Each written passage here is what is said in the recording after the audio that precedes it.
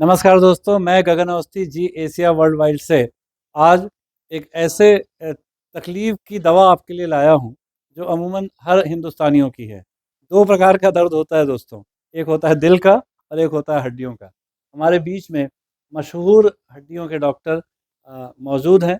अ, मेरी तरफ से कोई इंट्रोडक्शन में कमी ना रह जाए, इसलिए मैं डॉक्टर साहब से रिक्वेस्ट करूंगा कि प्लीज़ इंट्रोड्यूस योरसेल्फ। मेरा नाम डॉक्टर प्रभजोत सिंह है। मैं सिविल अस्पताल समराला में पोस्टेड हूँ और मैं ऑर्थोपेडिक सर्जन हूँ और अपने फील्ड में पिछले 8 साल से कार्यरत डॉक्टर साहब, मैं चूँकि हमारे दर्शक पंजाबी भी हैं, मैं पंजाब में बैठा हूँ, तो you are free to speak in Punjabi में भी आप बोल सकते हैं। लैंग्वेज की कोई लिमिटेशन नहीं है, पंजाबी में भी होता है तो लोग ज़्यादा अच्छे से कनेक्ट कर पाएँ।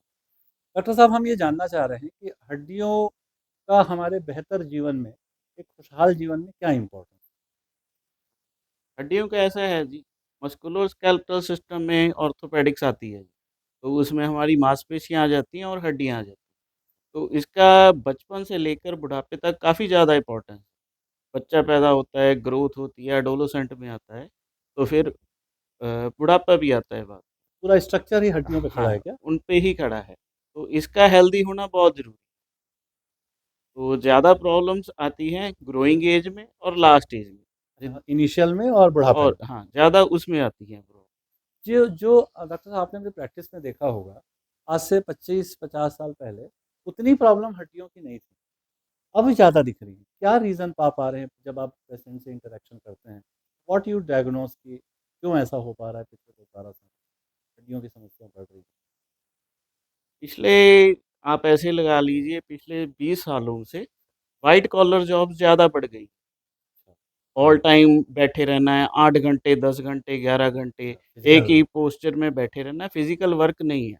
तो उससे सबसे ज़्यादा प्रॉब्लम जो बढ़ी है, वो रीढ़ की हड्डी के दर्द की बढ़ी है। आप किसी से ही पूछ लो, हर तीसरे व्यक्ति बोलेगा कि हाँ, मुझे पीठ का मेरे को भी दर्द है। रहता है। जी, जी। तो ये बहुत बड़ा कारण है, फिज़िकल एक्टिविटी कम हुई है और रॉन्ग पोस्चर में बैठते हैं। गलत पोस्चर में 8-8, 10-10 घंटे बैठने के कारण भी ये प्रॉब्लम बढ़ क्या ये केमिकल फूड जब से बढ़ा है, वो भी एक असर कर रहा है क्या? पेस्टिसाइड वाला ग्रीन रेवोल्यूशन के बाद पेस्टिसाइड लेडन फूड ही आया है। हम सब ने वो ही खाया है। तो उसके कई कारण मतलब उससे काफ़ी हार्मफुल इफ़ेक्ट्स भी हुए हैं। तो उससे कई तरह के कई विशेष एरिया में कैंसर के ये ग्रोथ भी बहुत ज़्यादा हुई है। जैसे हमारे बोला जाता है कि जो बठिंडा वाला रीजन है, मानसा वाला रीजन है, उसमें कुछ तरह के कैंसर्स की रेशो बाकी में हाँ, ज़्यादा है। मैंने भी देखा क्योंकि मैं हाँ, आलू की खेती में सबसे ज़्यादा यूरिया पड़ता है। तो वैसे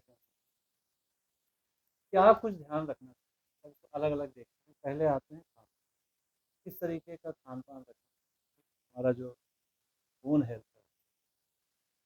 जैसे हम भारत में रहते हैं, ठीक है जी। अब हम पंजाब में रहते हैं, ठीक है जी। तो आधा पंजाब तो कनाडा में सेटल।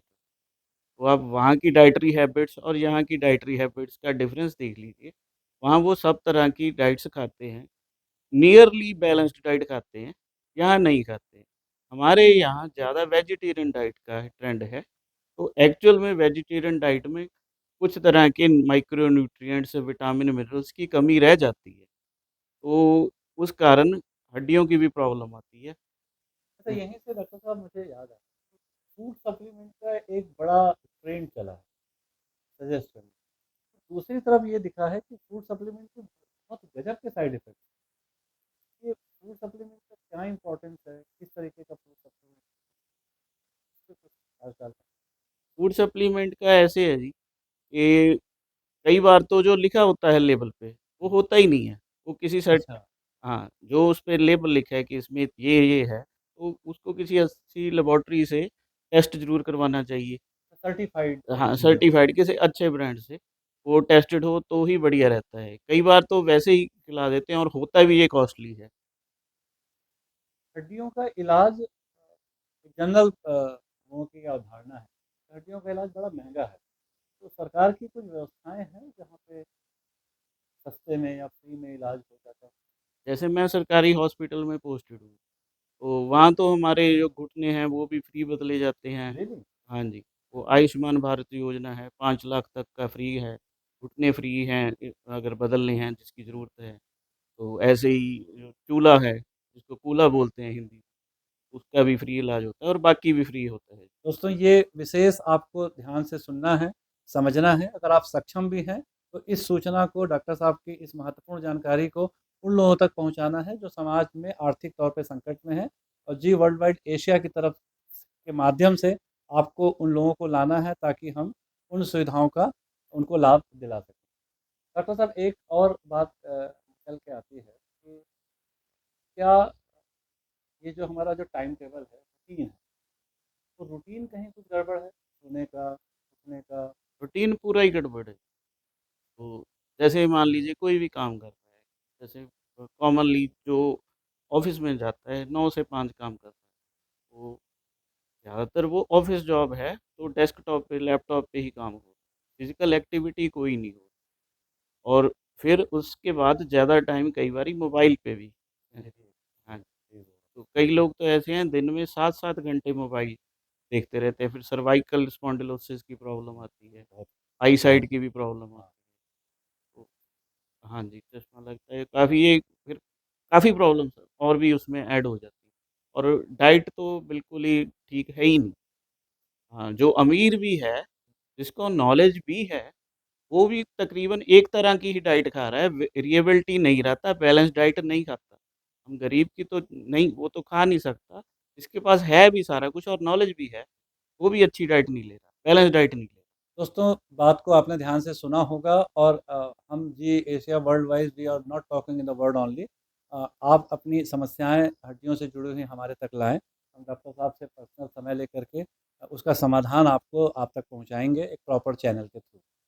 डॉक्टर साहब एक प्रैक्टिस भी बहुत ज़्यादा है कि देसी तरीका हम इस्तेमाल कर सकते हैं, कोई तेल इस्तेमाल कर सकता है, कोई कुछ कर सकता है। तो एक हड्डियों की प्रॉब्लम के लिए 50 उपाय बाज़ार में सामने देसी हैं मतलब वो उसके क्या उसको कहाँ तक आप सही मानते हैं?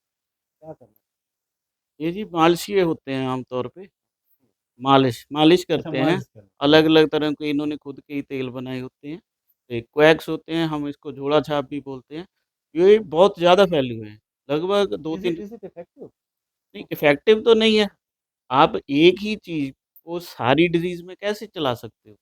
उन्होंने हाँ, तो एक ही तेल लगाया, वही घुटने पे, वही गर्दन पे, वही कहीं और चोट लग गई, वो भी ऐसे ही। तो ऐसे उसका केसेस कोई साइंटिफिक बेस नहीं है। ऐसे केसेस उसके तकलीफ वाले केसेस आपके पास आते हैं? वो तकलीफ वाले आते हैं, इसका सबसे बड़ा क्या नुकसान है कि डायग्नोसिस लेट हो जाता है। हाँ, मरीज़ ने जो जल्दी ठीक होना शुरू होना था, जब उसका डायग्नोसिस ही नहीं बना, डायग्नोसिस लेट हुआ, ट्रीटमेंट लेट शुरू हुआ, तो हमारे पास तो कई बार बहुत बिगड़े हुए केस भी आते हैं। हाँ जी। तो लोगों की अज्ञानता के कारण ये लेट हो जाता है और ये जो क्वैक्स हैं, झोला-छाप हैं, ये उनकी अज्ञानता का पूरा फ़ायदा उठाते हैं। दोस्तों डॉक्टर साहब की बात को विशेष ध्यान रखिए कि ये देसी देसी मतलब आयुर्वेद नहीं होता। हर देसी आयुर्वेद नहीं है। तो आप इस बात को समझिए और अपने एक्सपेरिमेंट मेरे ख्याल से आप किसी एक्सपेरिमेंट को ना करने की बात कर रहे हैं।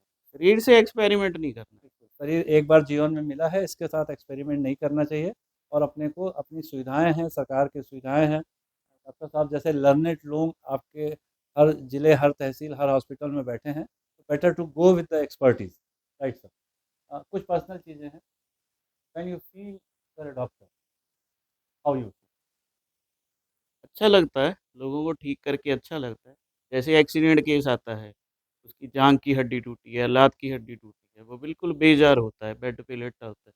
हम उसका ऑपरेशन करते हैं, रॉड या प्लेट डालते हैं, फिर वो ठीक होता है, फिर जब वो ठीक होता है, अपने पैरों पे चल के आता है, तो हमें बहुत अंदर से नहीं, बहुत मुझे सैटिस्फैक्शन इसका तो मिलती कोई शक नहीं है और we all are really grateful to all of you, right. ये एक बड़ा-सा ये तो एक मुहावरा है विदाउट पेन ये इसके साथ कुछ आपका कुछ है कनेक्शन? बिना दर्द के तो हड्डी का दर्द ज़रूरी है, दिल का दर्द ज़रूरी है। ये तो आपको ज़्यादा पता है जी, आप साइकोलॉजिस्ट है। नहीं ठीक है, बढ़िया। हाँ, लेकिन ये तो है कि आदमी मुसीबतों से निकलता है तो मजबूत होता है। हाँ जी। क्या कुछ कहना चाहेंगे अपने जूनियर डॉक्टर्स हैं? किस तरीके के भाव के साथ में आना चाहिए, किस भाव के साथ में प्रैक्टिस, क्योंकि मेडिकल प्रैक्टिस थोड़ा सा डिफेम हो रहा है, रियलाइज ज़्यादा हो रहा है। नए बच्चे जो आ रहे हैं जो डॉक्टर बनना चाह रहे हैं,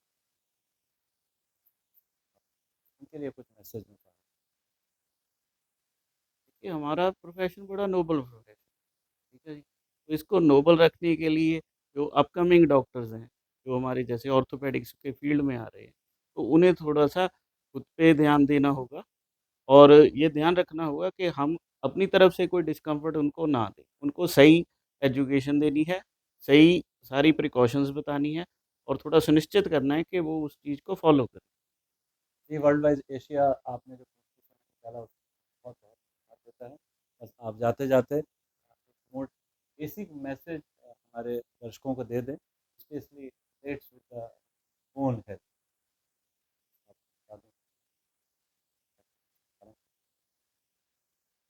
रोज़ हमको कम से कम आधा घंटा कोई ना कोई फ़िज़िकल एक्सरसाइज़ ज़रूर करनी चाहिए। ये वॉकिंग भी हो सकती है, रनिंग भी हो सकती है या फिर हम हफ़्ते में 3 बार जिम जाके थोड़ी मसल ट्रेनिंग कर सकते हैं। उससे हमारी ओवरऑल जो है मस्कुलोस्केलेटल सिस्टम ये ठीक रहता है। Thank you so much doctor साहब। Thank you so much all viewers. बहुत जल्दी मुलाकात होगी एक नए शख्स के साथ, एक नई समाधान के साथ। Thank you so much. Take care. Bye bye.